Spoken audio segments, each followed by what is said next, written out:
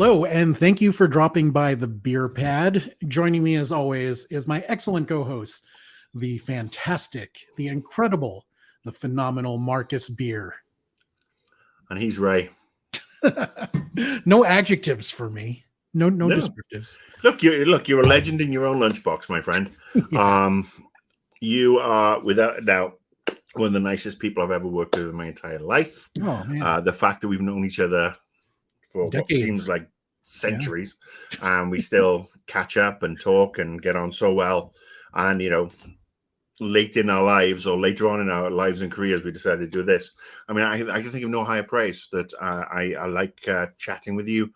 I love chatting with you, in fact. And I love when we talk about pop culture or footy or whatever. I even forgive the fact that you're a Man City supporter. That is very kind praise, and thank you for excusing my fandom of Man City. At least you know what you're talking about when it comes to Man City, unlike a number of prawn cocktail fans that we could talk about. Anyway, please. What are we talking about today? What's on this? What are we doing on this show, right? Today we're talking about the best TV shows of 2022, and when I say best, we're talking about our personal favorites, because again, I believe that ranking shows empirically does not make sense at all. These are works of art. You like what you like. Not everyone likes what you like. There are some shows that Marcus and I both love. There's some shows that he likes more than I did. There's some shows that I like way more than he did. So these are the things. I probably watched a shit ton more of TV than you have this year, because you have the jobs that you have to do, and I mean I've spent most of the year in hospitals and watching TV on my phone. I think we have a good list. Do you want to go first, or do you want me to go first? I will go first, because I want to confess that my first pick is a little bit of cheating, because the show is only 2 episodes in at the time of this recording. But I will go ahead and say that I love what I've seen so far of Willow, and I'm sure that I will love the rest of the series. Now, Willow, for those of you who don't know, is a TV series based on a Ron Howard movie from 1980 something. Yeah. And it is starring a short person that is a wizard, Warwick Davis. And I love saying Warwick because a lot of people pronounce the W, but you're not supposed to. Or the second W, because if you don't pronounce the first W, it's Warwick. Warwick Davis, who was in Return of the Jedi. Yes. He was Wicket. Yes. He's been in the Harry Potter franchise, and he's been in numerous films, actually. He had his own series. TV shows. Yeah. He had a Life is Short. Life is Short was fantastic. I love that series. Yeah. Willow is a wizard, and he went on a grand adventure with Mad Mardigan, played by Val Kilmer, and they brought along Sorsha, played by Joanne Whalley at the time, who eventually became Joanne Whalley Kilmer, and then she got Kilmer. And then then they decoupled. Yes, they consciously decoupled. So the movie is one of my personal favorites. I know it has problems, but for me, it is like a handful of movies that are perfect for me. Back to the Future, Princess Bride, and Willow. Those are perfect movies for what I enjoy. And the series so far has captured a lot of that. I mean, Joanne Whalley, they brought her back. There's a rumor that towards the end of the series, Val Kilmer will make an appearance. They talk about his character in the show, Mad Mardigan. That might be brutal, though. I mean, it might be brutal. I mean, he had a very, very emotional section in Top Gun Maverick, which we talked about in the last show. Yes. So, yeah, that would be interesting to see how they handle that. Yeah, I don't know, but I look. I'm gonna allow it. I watched the first 2 episodes too. I mean, and I loved Willow as much as you. It was one of those movies that was I think George Lucas wrote it. Ron Howard directed it. Right. It had. It hasn't aged very well with regards to CGI. Anybody who watches the shape-shifting scene. Yeah. But It's so I mean, there's a magic about it that I think has aged well, though. Like the there's a sense of sweetness about it. adventure. Yes, yes, yeah, That you sweetness and it's something that you got in the 80s in spades. yeah, Goonies, Willow, um, Back to the Future, like you said. I mean, there's a whole slew of these ones where it was pre-CGI in a lot of ways. And I mean, it was just a great film for, it was a little too scary for small kids, but it was yeah, perfect for teenagers, yeah. and parents could enjoy it too. And this was, the 80s really was a golden age. And I think we'll have to do an episode next year where we just go through all the greatest movies of the Favorite 80s. 80s movies. That might be a 10 episode arc, to be honest with you. But yeah, I started watching it. I watched the first 2 episodes. I have a couple of quibbles. I like what they've done. It's very interesting. The big reveal, kind of predictable. Saoirse's kids, a little annoying. But they're kids. They're technically like young adults, like young adults, yeah. And the trope of the princess marrying blah blah blah. But I think actually the biggest issue I have right now with it is Warwick Davis himself. Really?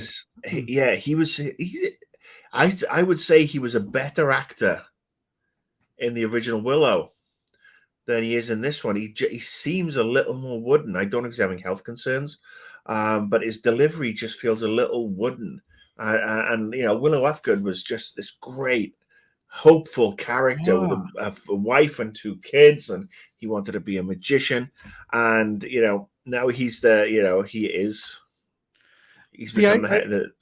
I see what you're saying, but I interpreted it differently than you. Like, I agree that in the original, he is very positive and upbeat, and his life is ahead of him. All his dreams are ahead of him. And now, to me, it seems like he's beaten down. He's kind of grizzled. They don't show his wife, so I'm assuming she died or something. Her and the son are both missing. From this, but no, it's not necessarily his portrayal of the character. It's actually his acting. Just seems off.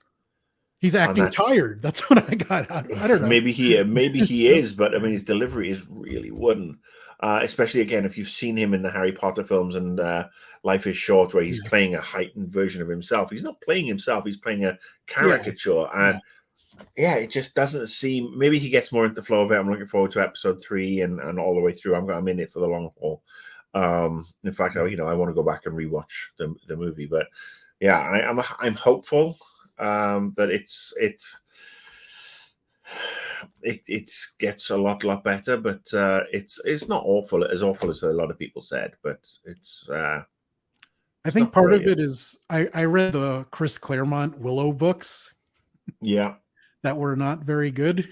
And so maybe the bar is lower for me after phenomenal movie, one interesting book followed by not so good books, and we're off to a great start, I think, in the series. So okay, yes, now let's hear your first pick. My first pick is, I'm going to go with one that's only a few episodes in, and that it also features a huge throwback from the 80s in Sylvester Stallone. It's Tulsa King. Sylvester Stallone plays it's a role he was born to play. He plays a mafia capo who went away for 25 years for a murder he didn't commit. He took the blame for somebody else, and on his release he's expecting fanfare and parties and to be looked after, because that's the way. And he comes out into a totally different world, obviously having been away for 25 years, and instead of him getting what he feels he deserves, he literally gets sent to Tulsa, Oklahoma. And he's there. He's told it's like the unconquered terrain. You can go out there and start up and start making money for us and blah blah blah. And he does, and hijinks ensue and lots of violence. I think I'm like 4 episodes in so far. Like I said, Stallone is born to play this.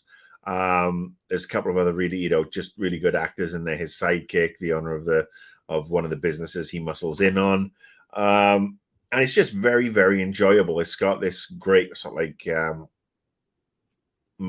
sort of like Midwest meets New York mafia mashup about it. So yeah, I'm very much enjoying it. It's by the guy Tyler Sheridan. Okay, Who did Yellowstone, which is another show that me and the wife actually started watching. We just binge watched season 1 a couple of weeks ago, and I'm holding off on season 2 because I know we're up to season 5 right now. Holding off on season 2 till after Christmas because while I enjoy Yellowstone, I'm in the mood to be cheered up and watch fun things, and not, basically the 2020s version of Dallas or Dynasty, right? Which is what it is. I mean, that's what it is. And anybody who doesn't remember Dallas or Dynasty from the 70s and early 80s, ask your parents. Just ask your parents. J.R. Ewing in the house. So yeah, that's my sort of like sneak in as one of my favorite shows of the year already. Sounds good. What's next for you? My next pick is Severance, an Apple TV Plus show. Now, this one was recommended to me. I totally did not care about it when it was first released. But then Zach Morris, the gentleman that does our lovely intros, clued me in and told me to watch it. He told me a little bit about the show's concept, and it sounded fascinating. So basically, it is a drama with thriller elements about this group of people that they have separate lives. It's called Severance because their work lives and their personal lives, they have this procedure where they are unaware of, their work selves are totally unaware of their personal lives, and their personal lives are unaware of the work lives. So you can imagine where the conflict would be going once that starts to leak. And it's really clever, very, very well written, really, really heady concepts, and the acting is phenomenal. So that was my surprise pick. So thank you again, Zach Morris, for telling me about this show, and also for I loved him in Saved by the Bell. Yes. I started watching Severance and I kind of got a little bored of it. Wife watched it all the way through, absolutely loved it. The thing that blows my mind, and correct me if I'm wrong, but this is Ben Stiller. Yes, you are correct. Ben Stiller, Zoolander, Meet the Fockers, Tropic Thunder. I mean, a well-known comedic actor. Yeah. His entire life, and I know he did Escape from Dannemora. That was sort of like his first foray into serious drama. And this one's come along. The wife loves it. Apparently, season 2 is coming. So I'm not going to quibble. It wasn't my cup of tea. But again, I will say that there's a lot of shows that I would probably love if I lived in an alternate timeline where I didn't have a lot of the shit that's going on in my life medically. Gotcha. Because I just want to be cheered up so much, especially when the rough times come through. So maybe it's one I will watch another time, but got no quibble with it at all. Didn't Ben Stiller direct The Cable Guy? If I remember, that had an element of darkness that surprised a lot of people. And a lot of people didn't get that. Yeah, and I was think absolutely stunned. That darkness kind of like, you can see how it's been, that quality of Ben Stiller is in this, even though he's obviously better known from the Zoolanders and Tropic Thunders and stuff like that. But he has this dark humor about him. He does indeed. Yeah. And it's not humorous, the show, but you can kind of see where those sensibilities are with him. And I dug that about the show. Now we want to stay positive, so hopefully your next show is more positive than Severance. My next show is a recent drop on Netflix, and I will go. Hail Jenna Ortega? Yeah. Wednesday Addams in the show Wednesday.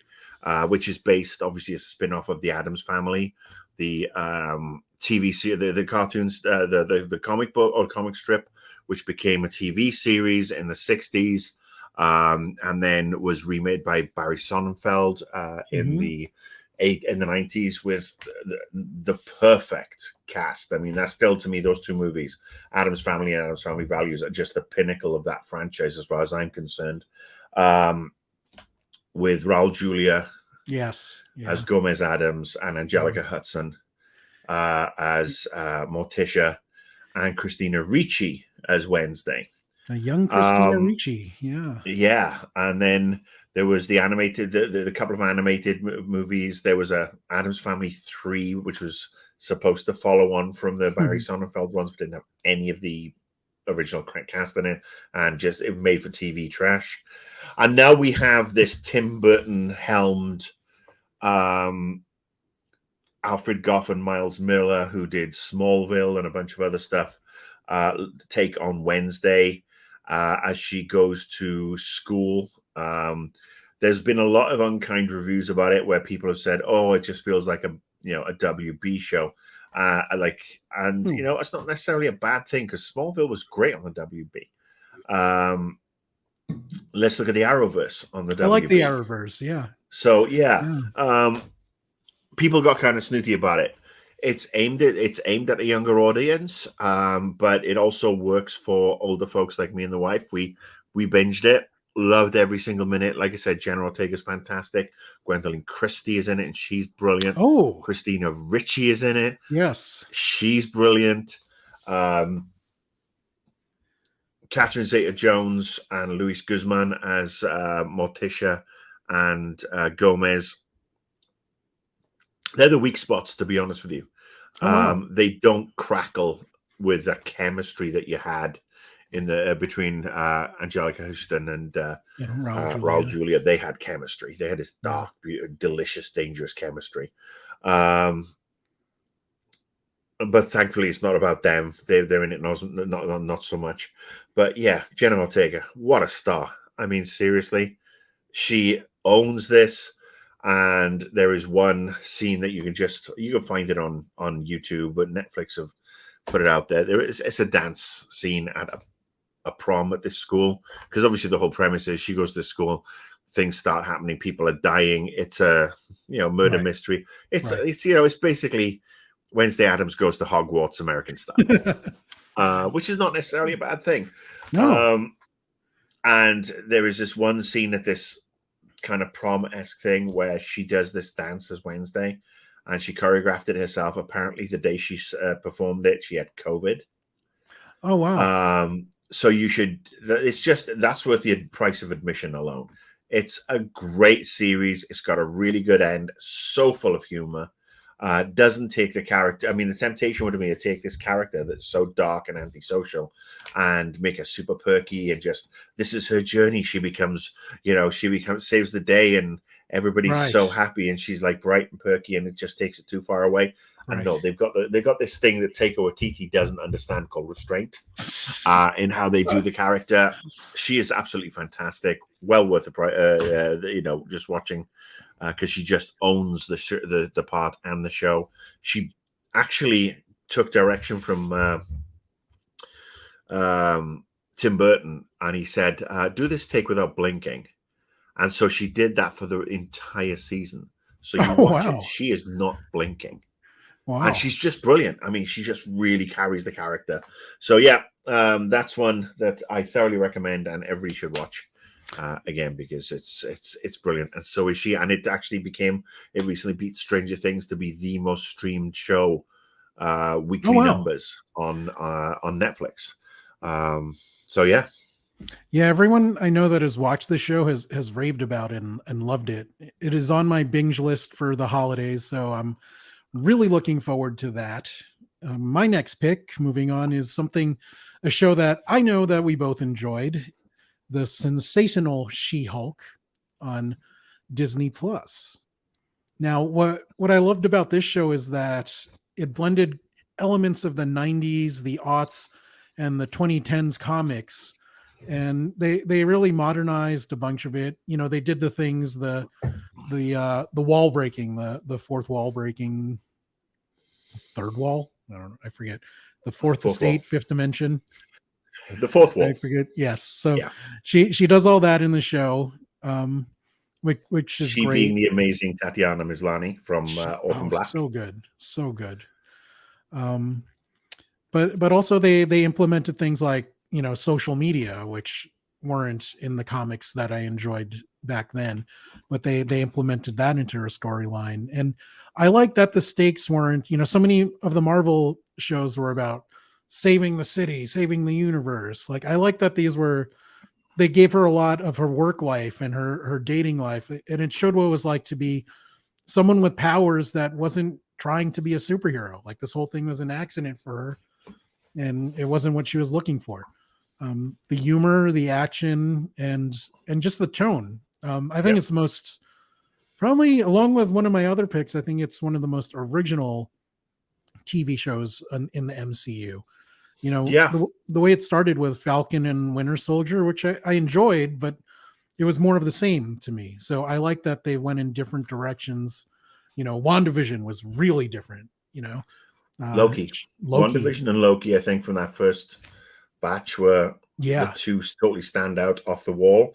And this year, the She-Hulk and again the next show, the other show you talk about. But I totally agree. I mean, she's basically trying to save herself. She's trying to juggle everything. It's basically Sex in the City, but without the shitty acting. It does. I mean, you know, people are going to think, oh, some people are going to, you know, and have called it out for being woke. And it's like, what's wrong with being woke? Because it basically means that you're awake to the indignities that the people suffer. That's what being woke is all about, state of Florida. So, yeah, I think she's brilliant in it. Charlie Cox is back. Daredevil. Yes. Ready for Daredevil Born Again, which is apparently coming next year. And they've just confirmed that Foggy and what's her name are back? Deborah Ann Wall, her character. Sorry, that was a tangent. Yes, She-Hulk, loved it. They resisted the urge to do the traditional sort of like finale and how that worked. They took the piss out of themselves. Yeah. Smashed that fourth wall in a way that gives me hope for Deadpool. Deadpool 3, in that Disney will and Marvel will allow Ryan Reynolds et al. To do the Deadpool 3 and the sign off of that character that we all want and need. Yeah, love it. I loved it. It was probably my favorite Marvel show of the year.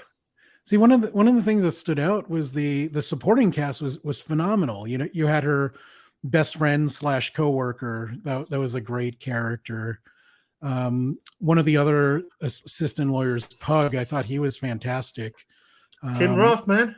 Yeah, Abomination. Tim Roth, he's great in everything. That guy's fun. And Wong, anything. I will watch anything with Wong. Benedict Wong as Wong. Benedict Wong is Wong, or Wongers. Can't go Wong.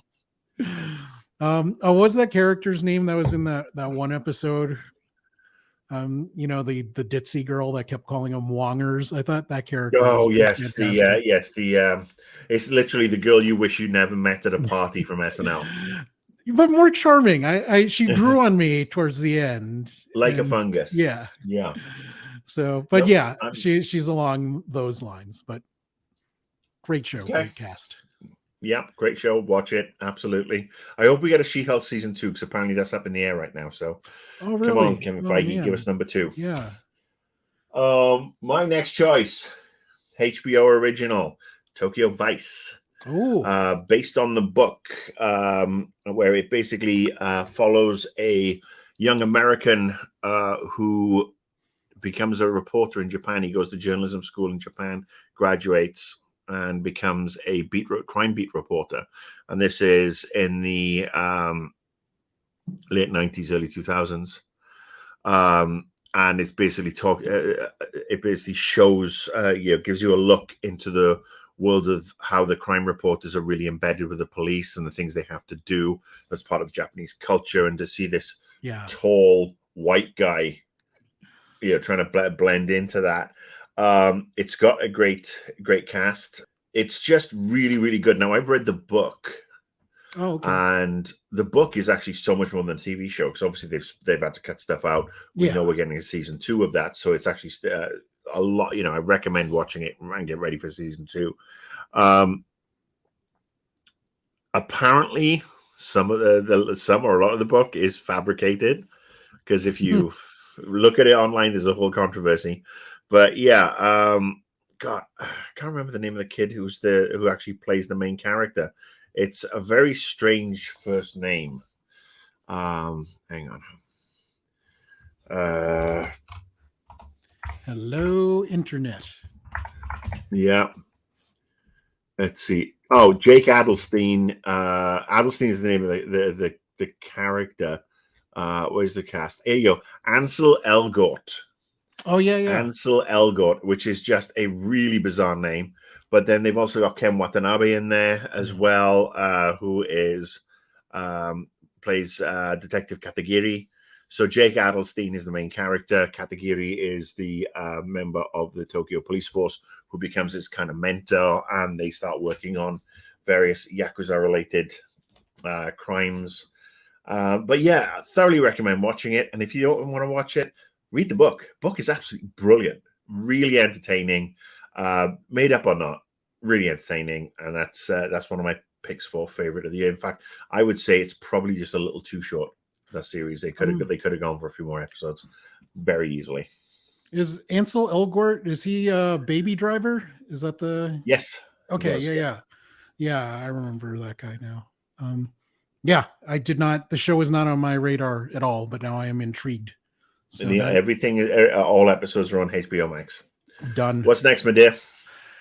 Obi-Wan on Disney Plus again. Some people had some issues with this show, but I love this character. I love Ewan McGregor, and it is a nice comeback story for Hayden Christensen coming back as Darth Vader / Anakin.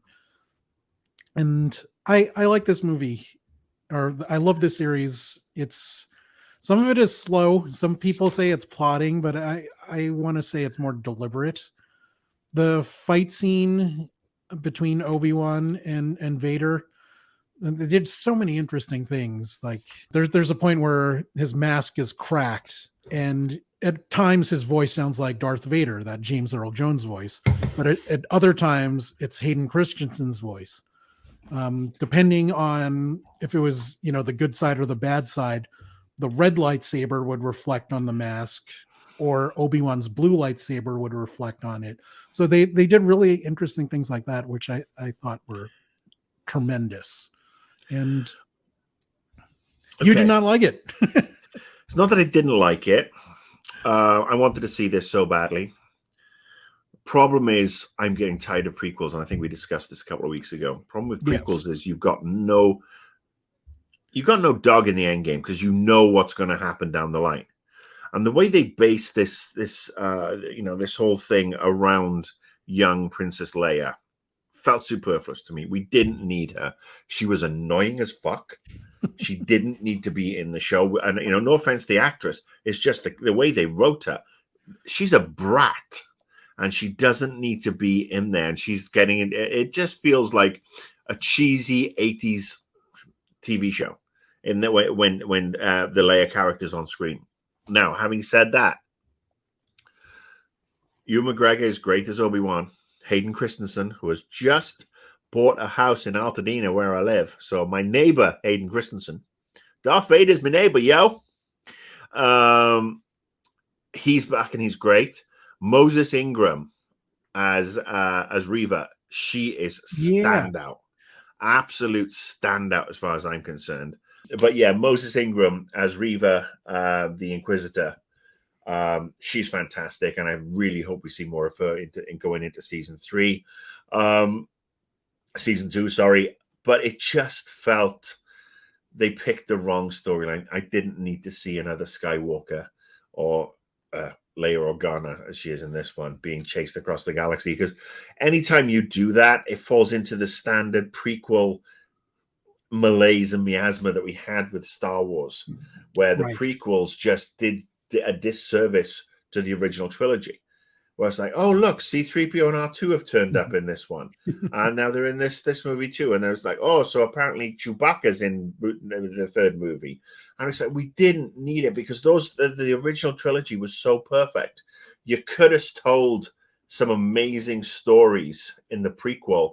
That was the story of Darth Vader and Anakin becoming Darth Vader and Ewan McGregor, etc. Because we knew they knew each other. We didn't need to know. We didn't need to see everything else. We didn't need to see Yoda on Kashyyyk talking to Chewbacca. Yeah, because it just made no fucking sense at all. It was just wank. And putting Leia in here was exactly the same thing. So I hope that if they do a season 2, we will get more of Moses Ingram fighting Obi-Wan, and I would like to see more of Obi-Wan off. I know he's supposed to be looking after Luke, but right.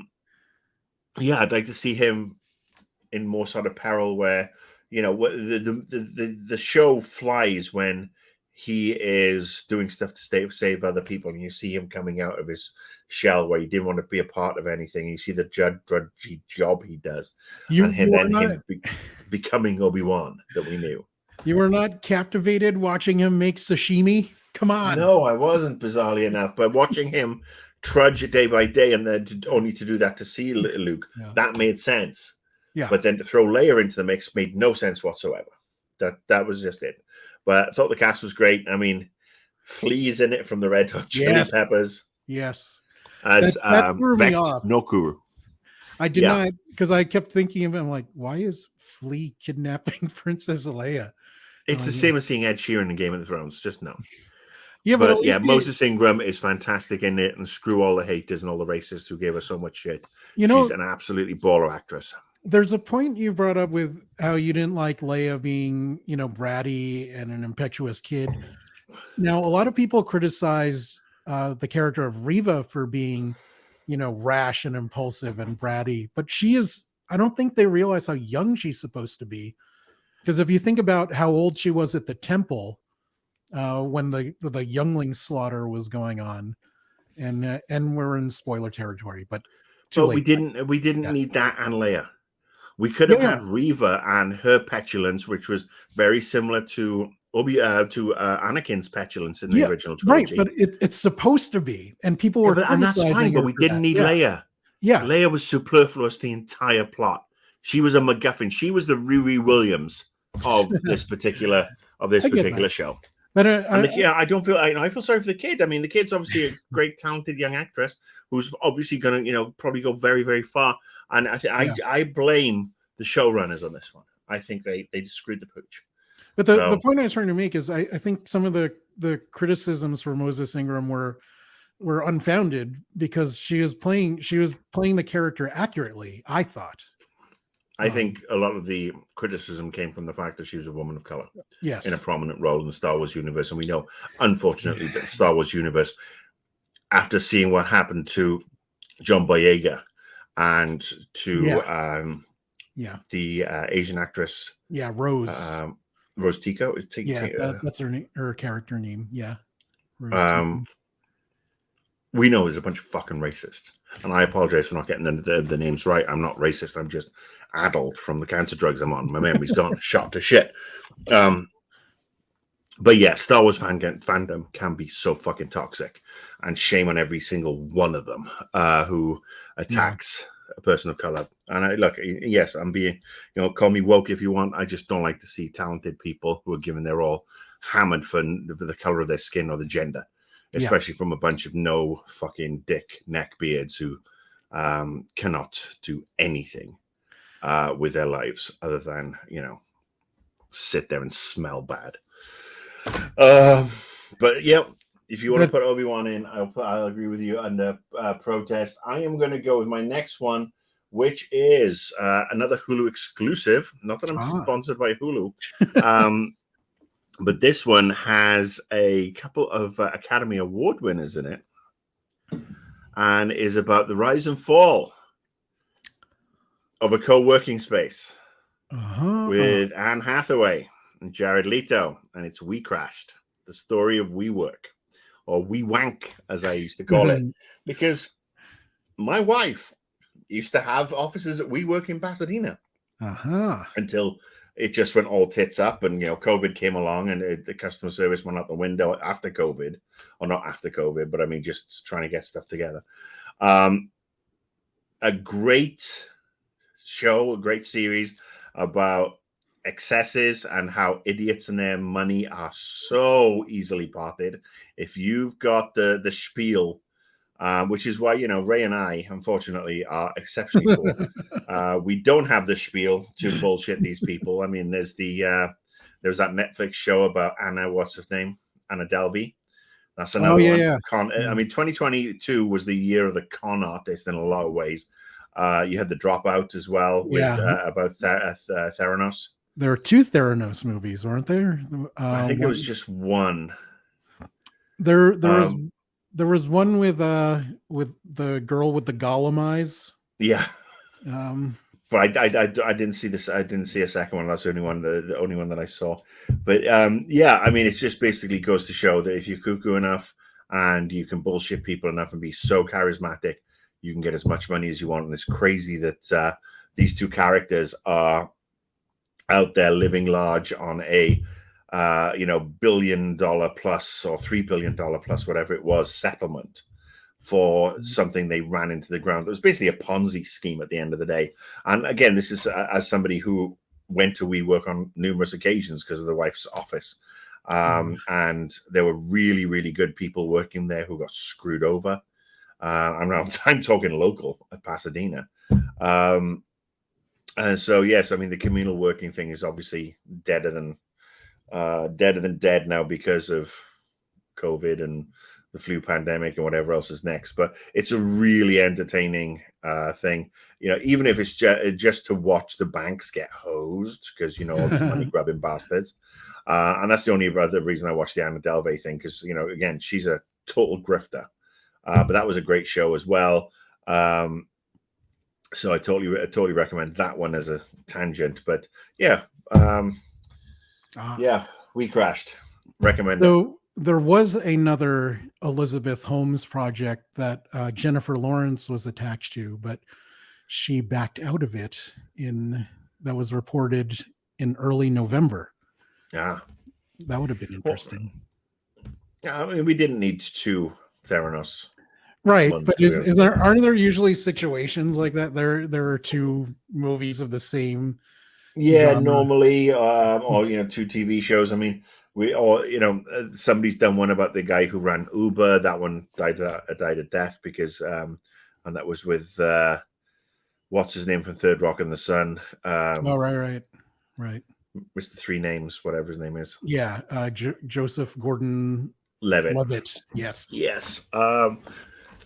So yeah, that's my next pick. And then how many do you have left? I have 1.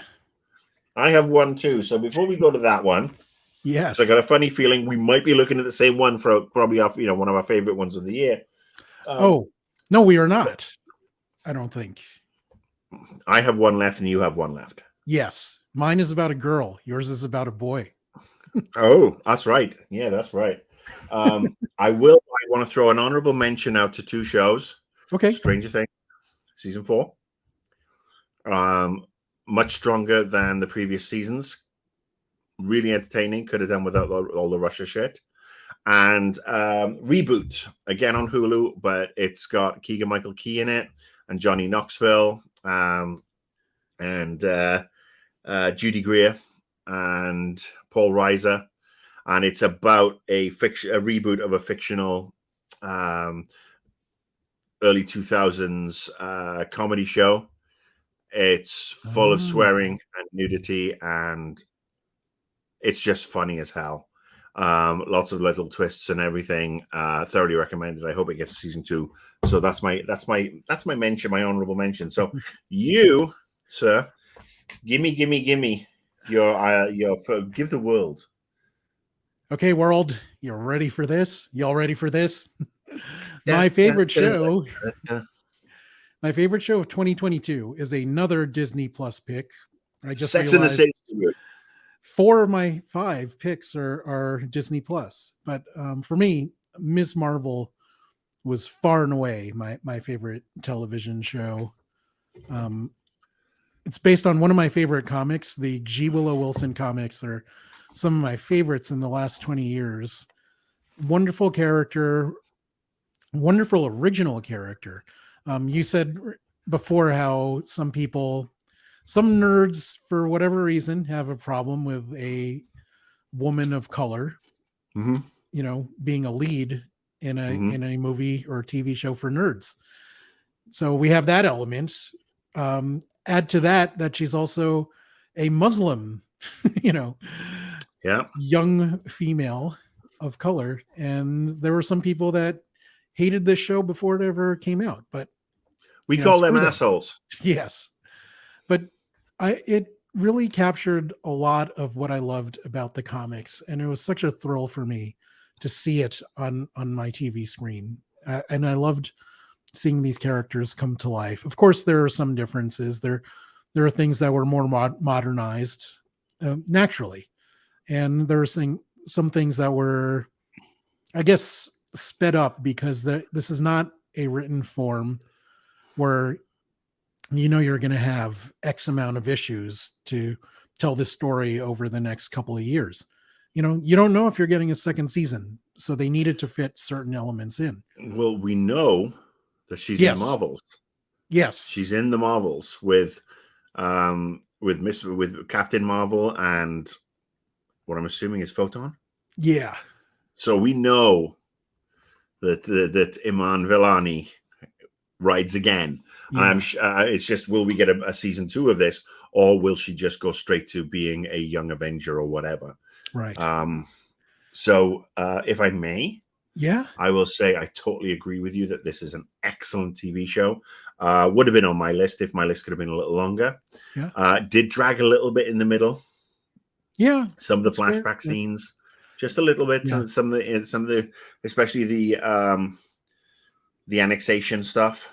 I mean, it's obviously felt quite heavy. The partitioning, rather, of India and Pakistan is a huge moment in history where the English, and let's get this straight, it's the fucking English, wasn't the Scots, the Irish, or the Welsh. We were busy being oppressed by those fuckers too. The English annexed and basically just drove a stake down the middle of a country and shipped half off to one side and kept half in the other. And the effects of that are still being felt today. So I'm not belittling it or minimizing it. I just felt in some places that it just that just dragged a little. But Iman Vellani is a fantastic actress. She owns the part. She's absolutely baller. Her supporting cast across the board, absolutely brilliant. Absolutely. The stories they tell, the insights they give us into perhaps the Muslim community, and I actually find it ironic that when it comes to this, the Disney Plus series, Miss Marvel is just as excellent as the story that was in the Avengers game, because the writing for Miss Marvel was brilliant. That Miss Marvel was the only high point of the Avengers game. You could have done without all the Avengers and just put Kamala Khan made it that game, and it would have been 1,000 times better, and we wouldn't have had to deal with the distracting, mediocre voiceovers from the other characters. So yeah, I am Team Kamala Khan. I think she's brilliant. Like I said, it would have made my list had my list been a little bit longer, but I also think that it's good that we have got so much crossover. Yeah. Now, one of the things I wanted to mention was I loved the show's portrayal of Jersey City. Now, I grew up in New York, so when it comes to Jersey, for the most part, you look down on it because that's what New Yorkers do. But Jersey City is a really interesting, really diverse place. And if you're a Filipino in New York, there's a high chance that you have family in Jersey City. So it's somewhere where I spent a lot of time. And it's very cool seeing how there's a Filipino neighborhood, there's a Pakistani neighborhood, all in this really not terribly large place, but it's such a vibrant town. And I loved how I think they really made it an interesting setting in the show. And I appreciated that as well. Now let us hear your favorite show of 2022, Marcus. Well, my favorite show of 2022 was one that I really wasn't into after the first episode and a half. So much so that I stopped watching it and waited for the rest of the episodes to drop so I could binge it. And when I binged it, I was so glad I did it that way, because I got the entire story. There were no gaps. And this is, Disney Plus perhaps needs to look at doing full season drops, because honestly, it's the best way to go with some of these. I loved the movie that it's the prequel to, and I know it's funny me talking about a prequel, but I think the way they have set this is so smart and so well written that The Boy Named Cassian, Andor, is my favorite show of 2022. It has none of the issues that Obi-Wan has. There's no annoying plot MacGuffins. It is set at least, I think it's 5 years before Rogue One. So yes, we know. And if you haven't watched Rogue One, what fucking rock are you sitting under? It's one of the best Star Wars movies since Empire Strikes Back, as far as I'm concerned. And I will fight anybody who disagrees. Certainly better than the J.J. Abrams trash that came afterwards. So I will say, yeah, you've got to watch that. But it's Star Wars done right. It's not over-reliant on insane set pieces and ridiculousness. It's about somebody who falls into something that you don't expect them to, and basically a con man and a thief who, gets shat on one too many times, how he's trying to save his family, and how things just snowball. And he becomes, as we know, if you've watched Rogue One, he becomes one of the people who helps bring down the Death Star. He is one of the Bothan spies.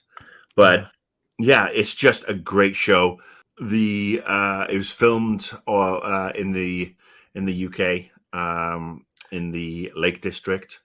Beautiful scenery. Oh, by the way, Willow, all filmed in Wales.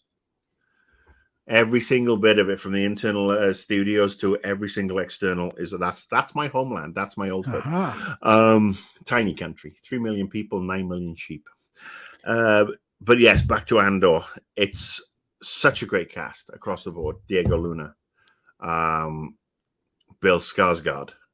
No, Stellan Skarsgård. Skarsgård. So yeah, it's Stellan. Yeah, and how many Skarsgårds are there, by the way? I think it's 36. Yeah, Skarsgårds.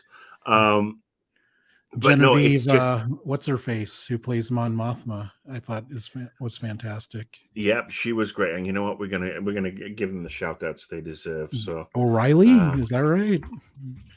All right, so here we go. Fiona Shaw is in it as Cassian's adopted mum. She's fantastic. Yes. She's wonderful and everything. Yes, Genevieve O'Reilly, who plays Mon Mothma. Genevieve O'Reilly as Mon Mothma. Velsartha, that particular character is kind of insane. The Cyril Khan character, the weaselly little bastard. He's just so fucking weaselly. He looks like something out of Severance Nightmare. And then the Deidre character, who he begins to fixate on, who is a high up muckety muck in the Imperial spy department, or whatever they call. No, I just got to say, it's such a great show. It shows what's going on. It does everything that George Lucas tried to do with regards to politics and stuff in The Phantom Menace. Yeah. And does it well. It shows how the Empire starts to, squeeze different areas, and how they start, and how the rebellion starts, and how you got these pockets, and how they start to realize, oh my God, these things are connected. And the cast is stellar across the board. So yes, I thoroughly recommend it. It's far and away my favorite show of the year. and that's just that's saying something. Given we've had some great stuff, yeah. So I think you enjoyed it too. Absolutely. There are a few points I'd like to make about Andor, but first I'd like to take you on a tangent and ask you a question. My brother has insisted that Andor looks like Paul McCartney to him, and I'm like, I kind of see it, I kind of don't, but I'm like, first of all, very young Paul McCartney. Yeah, like Get Back era with the when he has the straggly beard. Yes, yeah. There is that. You can see Diego Luna as Paul McCartney. Okay. I can see that. So you win that one, Reggie. Okay. I think this and Rebels, I think, are the best Star Wars things since Empire. The quality really surprised me. I think this is better than Mando. I think, yeah. And I love Mando. But I get when people are saying that Baby Yoda is they get kind of the vibe from him that he's there for a lot merchandising purposes. But yeah, the quality of the show really surprised me. I was expecting it to be good. That's fantastic. Yours isn't a shot glass. Mine's a shot glass. From my range of Star Wars tikis. Yes. Does mine still talk? Oh, Groget. Use the Force, dude. He's using it. Disney's gonna sue our asses. But yeah, I thought this was really high quality stuff. Mon Mothma, that character really fascinated me. Like her role in funding the rebellion. That was an aspect of it that I wasn't expecting to learn about. What she had to sacrifice to get this whole rebellion started. They made it interesting, though. They did, absolutely. They made it interesting, which is where, like I said, Georgie Boy failed with what he was trying to do with the prequel trilogy. Yeah, it didn't have the nuance that this show had, but you can do things on TV when you have how many episodes was it? 10?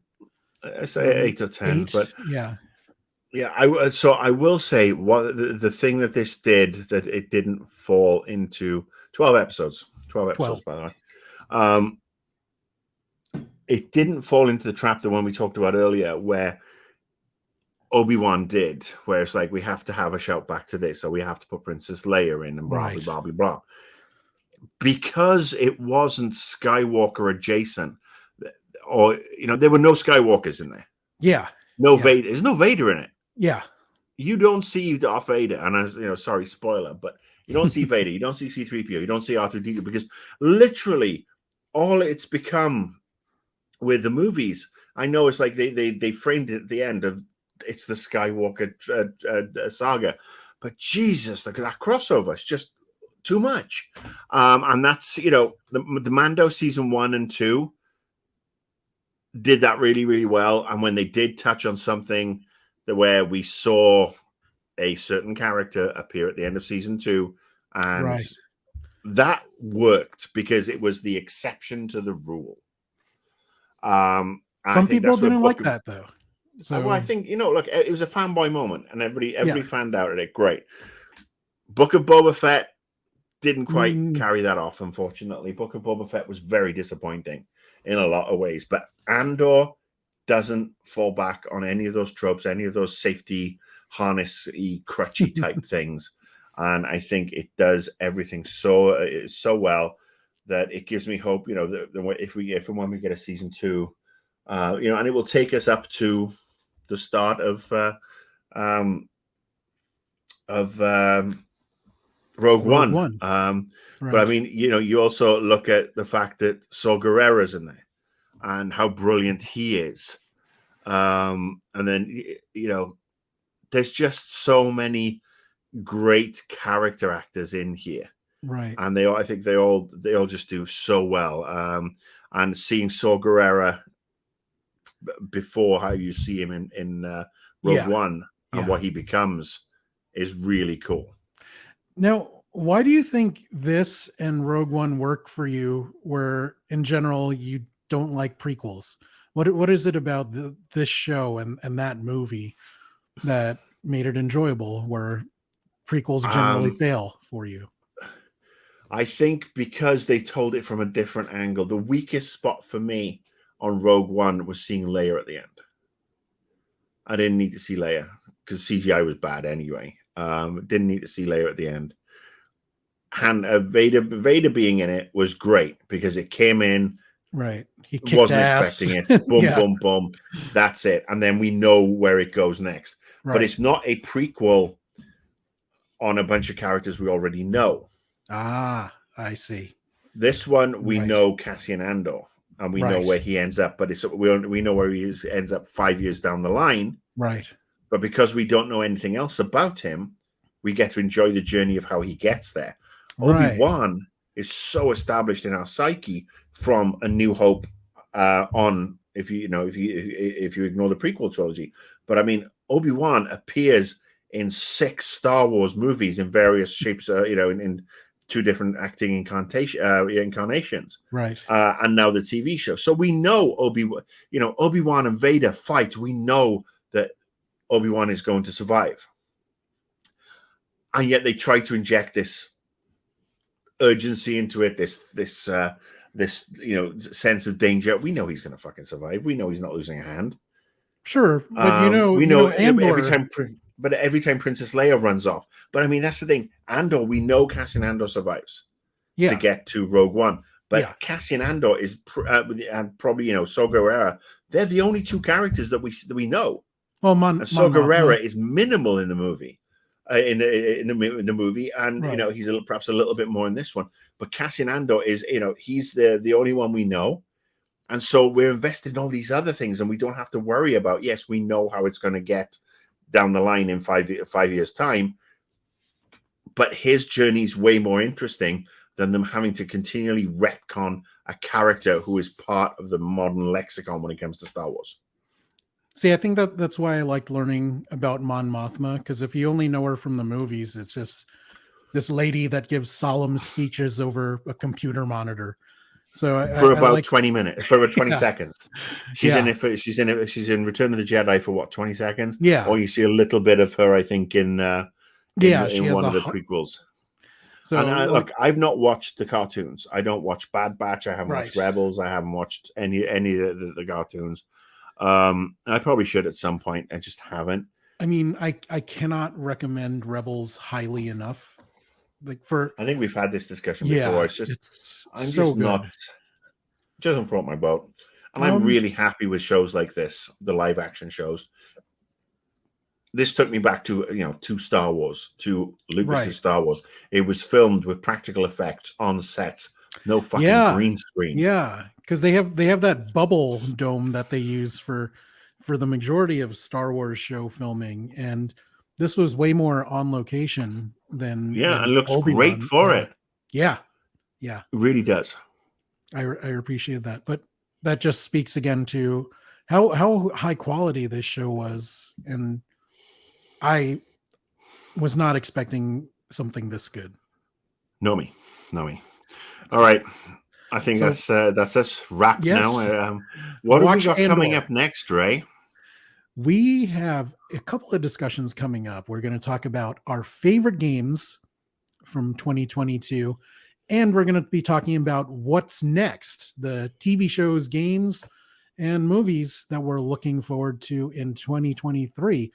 But for now, we want to hear about your favorite movies. Please leave us a comment in Facebook or YouTube, or drop us a line on Twitter. All our social media is up there. See, and I will show off my t-shirt. Yes. So Vader, Stormtroopers. He finds her. I find your lack of cheer disturbing. So just so it looks like we haven't filmed the last 2 episodes back to back, because we can do that. Yeah. Even though I'm filming the same beer, drinking the same beer. I'm wearing the same shirt for the last week. Yeah, it's just a coincidence. Yeah, just a coincidence. But one of us is committing to the whole illusion. The other one isn't. Guess which one? You Yeah. can leave that in the comments section too. Exactly. But guys, yes, thank you please so feel much free for to watching. like us, share us. We need to get our numbers up. We need to get our viewer numbers up. We have a Facebook page you can like, retweet us, say nice things, say bad things. I haven't been in a Twitter war with anybody since what was his name?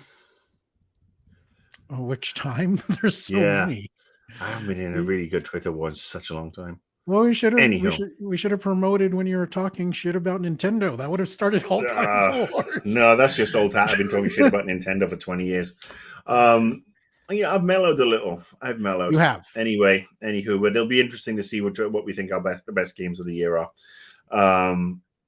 And what we think. And we haven't done the worst of yet.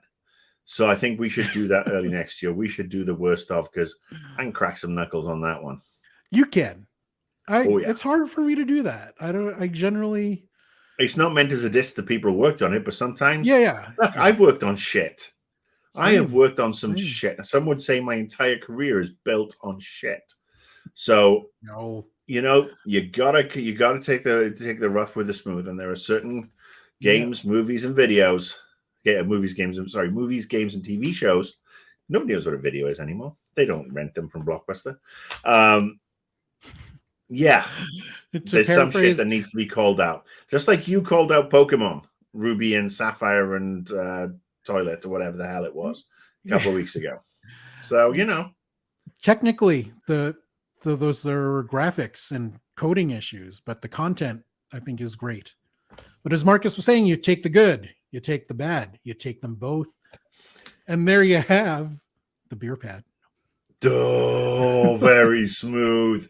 As smooth as greased goose shit. That's where you are, my friend. And you're the good and I'm the bad. And who's the ugly? No. I was talking about the facts of life. that intro song. This is when a bird meets a bee and a baby is born in a cabbage patch from a stalk or something. And this show is dedicated to the immortal Lisa Whelchel from The Facts of Life, who played Blair, an inspiration to us all. But yes, we will catch you next time on the BeerPad. Thanks for watching. Subscribe, like, all that good stuff. And happy holidays. Next time. Happy holidays.